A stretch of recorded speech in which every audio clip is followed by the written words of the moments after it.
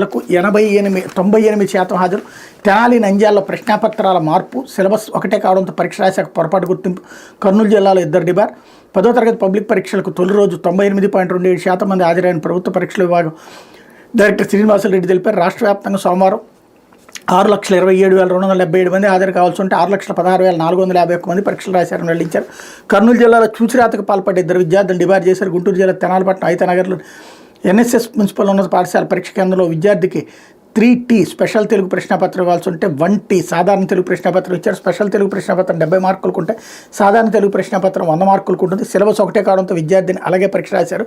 కేంద్రం నుంచి వెలుపులకు వచ్చిన తర్వాత పొరపాటు గుర్తించి అధికారులను సంప్రదించారు. విధుల్లో నిర్లక్ష్యంగా వ్యవహరించి ఇన్విజిలేటర్ని సస్పెండ్ చేసినట్టు జిల్లా విద్యాశాఖ అధికారి రేణుకు తెలిపారు. విద్యార్థిని ప్రశ్నాపత్రాన్ని 100 నుంచి 70 మార్కులు కుదించి ఈ మేరకు ఆమెకు వచ్చిన మార్కులు పరిగణలోకి తీసుకుంటామని ప్రభుత్వ పరీక్షల విభాగం డైరెక్టర్ శ్రీనివాసరెడ్డి వెల్లడించారన్నట్టు వార్తని హైలైట్ చేశారు. మద్యం కుంభకోణం కేసులో ముందస్తు